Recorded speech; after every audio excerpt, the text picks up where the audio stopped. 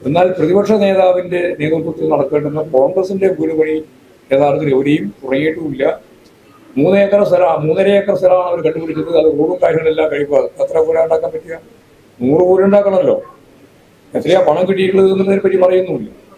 അതാണ് ഒന്നാമത്തെ കളവ്.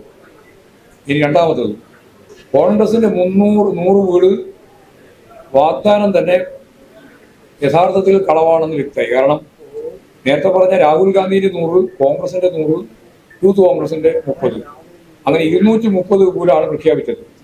അതിപ്പോൾ അവർ പറയുന്നത് 100 വീടാക്കി ചുരുങ്ങിയെന്നാണ്. അതെങ്ങനെ 100 വീടായി ചുരുങ്ങിയ? 230 വീട് വേണമല്ലോ. രാഹുൽ ഗാന്ധിന്റെ 100 വേണം, കോൺഗ്രസിന്റെ 100, അതും കോൺഗ്രസിന്റെ തന്നെ 100 കോൺഗ്രസിന്റെ വേണം, 30 യൂത്ത് കോൺഗ്രസിന്റെയും വേണം. അതിപ്പോ 100 ചുരുക്കി എന്ന് ഇപ്പൊ പറയാണ്. അതും ശരിയായ രീതിയിൽ ആദ്യം പറഞ്ഞതിൽ നിന്ന് വ്യത്യസ്തമായ ഒരു പുതിയ കളവാണ്. മൂന്നാമത്തത്, ലീഗിന്റെ വീടുകൾ പൂർത്തിയാകുകയാണ്. ഉടൻ തന്നെ കോൺഗ്രസിന്റെ വീടുകളും പൂർത്തിയാക്കുമെന്നാണ് പറയുന്നത്. കോൺഗ്രസിന്റെ വീട് എങ്ങനെയാ പൂർത്തിയാക്കുക? കോൺഗ്രസിന് തറക്കല്ലിട്ടില്ല, പിന്നെ വീട് പൂർത്തിയാക്കുന്ന പറഞ്ഞാൽ എന്ത് കാര്യമുള്ളത്? അപ്പോൾ ആളുകളെ പറ്റിക്കാൻ വേണ്ടിയിട്ട് എന്ത് കളവും പറയുന്ന ഒരു സ്ഥിതിയാണ് ഉള്ളത്. ഒരു സ്ഥലം വാങ്ങിയിട്ടുണ്ട്, ഇനി ഒരു സ്ഥലം നോക്കുന്നുണ്ട് എന്നാണ്. നോക്കേ ഇത്രയും കാലമായിട്ട് 1.5 കൊല്ലമായി എന്നിട്ടാണ് നോക്കുന്നത്. അപ്പൊ സത്യം പറഞ്ഞാൽ ഇങ്ങനെയുള്ള കളവുകളാണ് വീട് നിർമ്മാണവുമായിട്ട് ബന്ധപ്പെട്ട് ഇപ്പോൾ പറഞ്ഞുകൊണ്ടിരിക്കുന്നത്. വീടുകൾ ഉടൻ പൂർത്തിയാവുക എന്നാണ് അവരിപ്പോ പറയുന്നത്. അതൊന്നും സത്യമല്ല, കളവാണ് എന്നുള്ളത് സത്യമാണ്. ഈ നാലാമത്തത്, കർണാടക സർക്കാർ 100 വീട് പൈസ തന്നല്ലോ എന്നാണ്. എന്ന് പറഞ്ഞാൽ അത് കോൺഗ്രസിൻ്റെതാണ് എന്ന് വരുത്താനായിട്ട് ശ്രമിച്ചുകൊണ്ടിരിക്കുന്നത്. എങ്ങനെയാ കർണാടക ഗവൺമെന്റ് തരുന്നത് കോൺഗ്രസിന്റെ വീടാകുക? ഇപ്പൊ കേരള ഗവൺമെന്റ് കൊടുക്കുന്നത് CPM-ന്റെ വീടാണോ?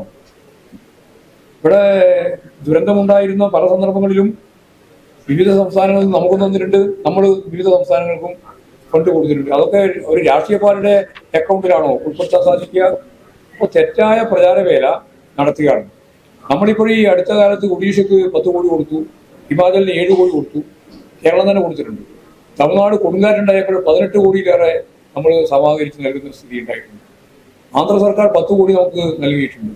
അതുപോലെ തന്നെ തമിഴ്നാട് 5 കോടി നമുക്ക് നൽകിയിട്ടുണ്ട്. ഇതെല്ലാം രാഷ്ട്രീയ കണക്കിൽ ഉൾപ്പെടുത്താൻ സാധിക്കുന്നതല്ല. അപ്പോൾ കോൺഗ്രസിന്റെ ഗവൺമെന്റ് തന്ന അവർ പറഞ്ഞ സംഖ്യ അനുസരിച്ച് അത് അവർ മുഴുവൻ തന്നു കഴിഞ്ഞിട്ടില്ല എന്ന് നമുക്ക് ഇപ്പോൾ കണക്കിന്റെ ഭാഗമായിട്ട് അറിയാം. അവര് തരുമെന്ന് പറഞ്ഞത് 20 കോടിയാണ്, 10 കോടിയാണ് കിട്ടിയത്. 10 കോടി കിട്ടിയത് കുഴപ്പമായിട്ടല്ല ഞാൻ പറയുന്നത്. പക്ഷേ ആ 10 കോടി കോൺഗ്രസിന്റെ 10 കോടിയാണ് എന്ന് പറയുന്നതിൽ യാതൊരു കാര്യമില്ല. അത് കർണാടക ഗവൺമെന്റിന്റെ 10 കോടിയാണ്. കേരളവും മറ്റ് സംസ്ഥാനങ്ങളും ഇങ്ങനെയുള്ള ദുരിതങ്ങൾ ഉണ്ടാകുമ്പോൾ പരസ്പരം സഹായിക്കുന്ന നില ഉണ്ടായിട്ടുണ്ട്. അത് രാഷ്ട്രീയ അക്കൗണ്ടിൽ പറയുന്നത് ശരിയല്ല, അത് കളവാണ്. പിന്നെ അഞ്ചാമത്തത്, മുഖ്യമന്ത്രിയുടെ ദുരിതാശ്വാസ ഫണ്ടിലേക്ക് പണം നൽകിയവരാണ് ഞങ്ങളെല്ലാം എന്ന് അവർ പറയുണ്ടായി. ആരോടായി പറയുന്നത്? MLA-മാര്, അതുപോലെ തന്നെ MP-മാര്, സർവീസിലുള്ള ജീവനക്കാർ ഉൾപ്പെടെയുള്ളവരോടെല്ലാം പറഞ്ഞിട്ട് അവരൊന്നും കൊടുത്തിട്ടില്ല. ആകെ നമ്മൾ MLA-മാർ കൊടുത്തു എന്ന് പറയാൻ സാധിക്കുന്നത് പ്രതിപക്ഷ നേതാവ്, മുൻ പ്രതിപക്ഷ നേതാവ് ചെന്നിത്തല, കൽപ്പറ്റ MLA കൊടുത്തു. എല്ലാ കോൺഗ്രസ് MLA-മാരും MP-മാരും കൊടുത്തോ? ഇതാണ് ഞങ്ങൾ ചോദിക്കുന്ന ചോദ്യം. 2-3 നാൾ കൊടുത്തു, എന്നിട്ട് ബാക്കിയുള്ളവരൊന്നും കൊടുത്തില്ല എന്നുള്ള കാര്യം പറയുമ്പോൾ ഞങ്ങൾ കൊടുത്തു എന്നുള്ള കാര്യം പറയുകയാണ്. അന്നത്തെ വയനാട് MP ചില്ലി കാശ് കൊടുത്തിട്ടുണ്ടായിരുന്നു. എന്തുകൊണ്ട് കൊടുത്തില്ല എന്ന് ഗൗരവപൂർവ്വം പരിശോധിക്കേണ്ടതാണ്. രമേശ് ചെന്നിത്തല ശമ്പളം നൽകിയപ്പോൾ അതിനെതിരെ രംഗത്ത് വന്നത് അന്നത്തെ KPCC അധ്യക്ഷൻ K. സുധാകരനാണ്. ഞങ്ങൾ നേരിട്ട് പിരിച്ചെടുക്കും, പിന്നെ എന്തിനാണ് മുഖ്യമന്ത്രിക്ക് നൽകുന്നത് എന്നുള്ള ചോദ്യമാണ് അന്ന് KPCC പ്രസിഡന്റ് ചോദിച്ചത്. അപ്പോൾ യഥാർത്ഥത്തിൽ നമ്മുടെ കേരളത്തിൽ വലിയൊരു ദുരന്തമുണ്ടായിട്ട് ജീവനക്കാരോടും അതുപോലെ തന്നെ അധ്യാപകരോടും ഒപ്പം MLA-മാരും MP-മാരും എല്ലാം ഇതിനു വേണ്ടി വരുന്ന ഒരു ദുരിതാശ്വാസ നിധിയിലേക്കുള്ള സംഭാവന നൽകണം എന്ന് പറഞ്ഞപ്പോൾ അന്നത്തെ ഇവിടെയുള്ള MP ഉൾപ്പെടെ കൊടുത്തിട്ടില്ല. 3 ആളാണ് ആകെ കൊടുത്തിട്ടുള്ളത്. ബാക്കിയുള്ളവരൊന്നും കൊടുത്തത് തെറ്റായി പോയി എന്നാണ് സുധാകരൻ തന്നെ പറഞ്ഞിട്ടുള്ളത് എന്നുള്ളതാണ്. ഒരു വർഷമായപ്പോൾ കോൺഗ്രസിന്റെ പണം പിരിക്കുന്ന ഈ ആപ്പ് പ്രവർത്തനരഹിതമായി. അവരൊരു ആപ്പ് വെച്ചിട്ടാണ് ഇത് പിരിച്ചത്. അതിപ്പോൾ പ്രവർത്തനരഹിതമായി കിടക്കുകയാണ്. അപ്പോൾ അത് കൊടുത്തു എന്ന് പറയുന്നത് കളവും. 6, സർക്കാർ പിരിച്ച പണം എവിടെ, എങ്ങനെ ചെലവഴിച്ചു എന്നാണ് ചോദിക്കുന്നത്. KPCC-യുടെ കാണാതെ പോയ ആപ്പ് പോലെയല്ല സർക്കാർ ഫണ്ട് വിനിയോഗിക്കുന്നത്. അത് കൃത്യമായിട്ട് ഓരോ രൂപയും ഔദ്യോഗിക രേഖയായി നമുക്ക് മുന്നിലുണ്ട്. അതുകൊണ്ട് വെബ്സൈറ്റിൽ കൃത്യമായിട്ട് ഓരോ ഇനത്തിനും ചെലവായ പണം പൊതുജനങ്ങൾക്ക് കാണാനാവും. സുതാര്യമാണ്. ഇത് സാധാരണ വ്യത്യസ്തമായിട്ട് അവരുടെ ദൈനംദിന ജീവിതത്തിലുള്ള പണം കൊടുക്കുന്നുണ്ട്. അവർ വാടകക്കാണ് താമസിക്കുന്നത്, വാടകക്കുള്ള പണം ഗവൺമെന്റ് കൊടുക്കുന്നുണ്ട്. പുനരധിവാസത്തിന് ആവശ്യമായ ഫണ്ട് സ്വരൂപിച്ചതിന്റെ ഭാഗമായിട്ട് കൊടുക്കുകയും ചെയ്യുന്നുണ്ട്. കേന്ദ്ര ഗവൺമെന്റ് പോലും നമുക്ക് കാര്യമായ ഒരു ഫണ്ടും തന്നിട്ടില്ല. അപ്പോൾ പിരിച്ച ഫണ്ട് എവിടെ പോയി എന്ന് ചോദിച്ച് ആളുകളെ തെറ്റിദ്ധരിപ്പിക്കാൻ വേണ്ടിയിട്ട് ഒരു കളവ് കൂടി അതിന്റെ ഭാഗമായിട്ട് പറയുക. പിന്നെ അദ്ദേഹം പറഞ്ഞിട്ടുള്ള ഒരു പ്രധാനപ്പെട്ട കളവ്, ഞങ്ങൾ വൈകിയില്ലല്ലോ എന്ന്. എങ്ങനെയാണ് ഈ 1.5 വർഷത്തിന് ശേഷം വൈകിയില്ലല്ലോ എന്നവർ പറയുന്നത്? പുനരധിവാസത്തിന്റെ കാര്യത്തിൽ ആ പാർട്ടി എത്ര തവണയാണ് ഉരുണ്ട് കളിച്ചത് എന്നതിന്റെ ഒരു സാമ്പിളാണ് ഇവിടെ ഇപ്പോൾ ഏറ്റവും അവസാനം കാണാൻ കഴിയുന്നത്. കോൺഗ്രസ് ജന്മദിനമായ ഡിസംബർ 29-ന് നിർമ്മാണം ആരംഭിക്കുമെന്ന് പറഞ്ഞിട്ട് എന്തേ സംഭവിച്ചത്? എന്തേ ഉദ്ഘാടനം നിർവഹിക്കാൻ കഴിയാതിരുന്നത്? അപ്പോൾ പൂർണ്ണമായി ഭൂമി പോലും കൈവിൽ ഇല്ലാത്ത സന്ദർഭത്തിലാണ് ഈ ഡിസംബർ 29, കഴിഞ്ഞ ഡിസംബർ 29-ന് ഞങ്ങൾ കോൺഗ്രസിന്റെ ജന്മദിനത്തിൽ കല്ലിടും എന്ന് പറഞ്ഞിരുന്നു. കല്ലിട്ടിട്ടില്ല. അപ്പോൾ അത് വേറൊരു കളവായിട്ട് കിടക്കുകയാണ്. പിന്നെ ഇനി കോൺഗ്രസിന്റെ വീട് എങ്ങനെയുള്ളതാണ് എന്ന് നോക്കാം. ഡിവൈഎഫ്ഐ 25 വീട് വെച്ച് കൊടുക്കുമെന്ന് പറഞ്ഞിട്ട് ഞാൻ നേരത്തെ പറഞ്ഞല്ലോ. അപ്പോഴാണ് യൂത്ത് കോൺഗ്രസ് 30 വീട് കൊടുക്കുമെന്ന് പറഞ്ഞു. നേരത്തെ പറഞ്ഞ പോലെ വിവിധ രീതിയിൽ പണം സ്വരൂപിച്ച് കല്ല് ചുവന്നും മീൻ വിറ്റും കിണർ വൃത്തിയാക്കിയും ഒക്കെ ശേഖരിച്ചിട്ടുള്ള പണമാണ് 20 കോടി രൂപ അവർ കൊടുത്തത്. എന്നാൽ യൂത്ത് കോൺഗ്രസ് 1 കോടി രൂപ KPCC കൈമാറി 1 കോടി രൂപക്ക് 30 വീട് എങ്ങനെയാണ് KPCC എടുക്കാൻ പോകുന്നത്? ഒരു വീടിന് 3 ലക്ഷം രൂപ കൊടുത്താൽ വീടുണ്ടാക്കാൻ പറ്റും. യഥാർത്ഥത്തിൽ ഇപ്പോൾ ഉണ്ടാക്കിയ അവിടുത്തെയുള്ള വീട് എന്ന് പറയുന്നത് വലിയ സൈസ് 1000 സ്ക്വയർ ഫീറ്റ് വീടാണ്.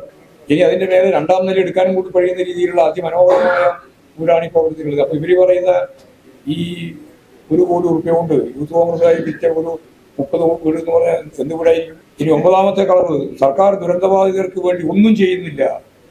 അരിയാരം കഴിക്കുന്ന ആർക്കും ഇത് അംഗീകരിക്കാൻ കഴിയുന്നതല്ല.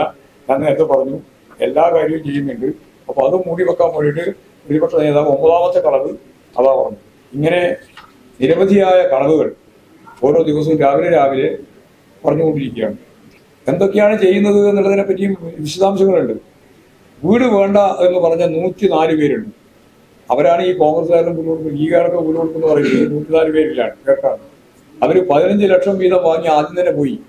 പക്ഷെ ഇപ്പൊ ആ 15 ലക്ഷം വാങ്ങിയവർ ഇപ്പൊ ഞങ്ങൾക്ക് അവരൊന്നും കൂടിയില്ല, ഞങ്ങൾ തന്നെ ഇങ്ങോട്ട് വരാം എന്ന രീതിയിൽ പറഞ്ഞു തുടങ്ങിയിട്ടുണ്ട്.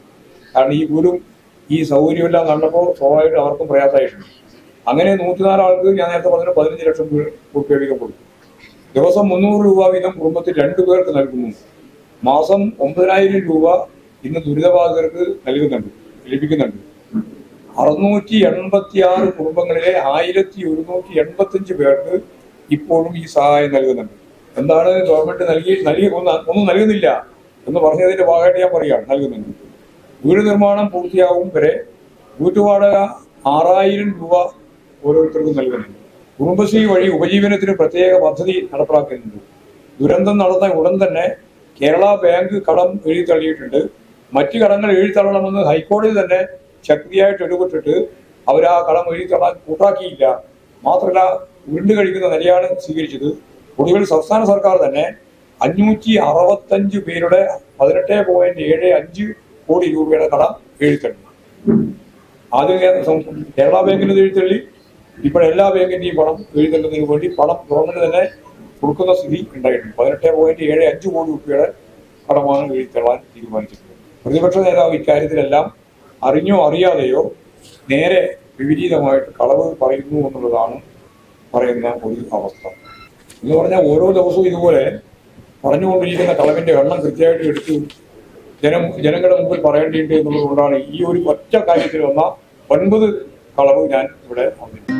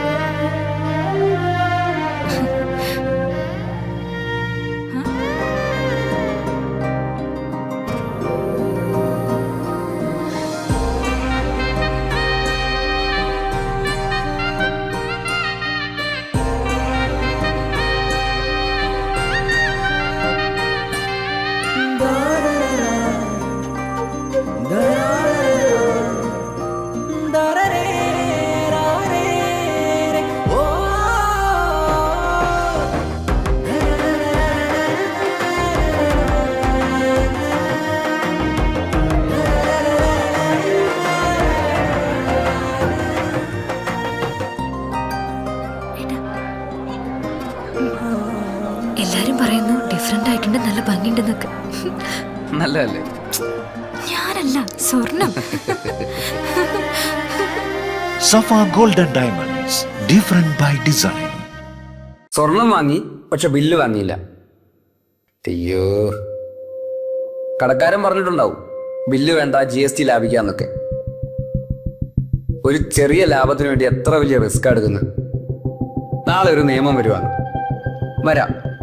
വരും. ഒറ്റ രാത്രി കൊണ്ട് 1000-ന്റെ നോട്ടൊക്കെ നിരോധിച്ചല്ലേ, അതുപോലെ നാളെ സ്വർണം പണയം വെക്കണമെങ്കിൽ അല്ലെങ്കിൽ വിൽക്കണമെങ്കിൽ ഒറിജിനൽ ബില്ല് ആവശ്യമുണ്ട് കേട്ടോ. പിന്നെ സ്വർണം അണിയാൻ വേണ്ടി മാത്രമുള്ളല്ലോ, അതൊരു ഇൻവെസ്റ്റ്മെന്റ് കൂടെ അല്ലേ.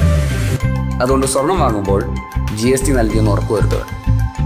സഫ ഗോൾഡ് ആൻഡ് ഡയമണ്ട്സ് ഒറിജിനൽ ബില്ലോടുകൂടി മാത്രം സ്വർണം വിൽക്കുന്നു. Safa golden diamonds, different by design.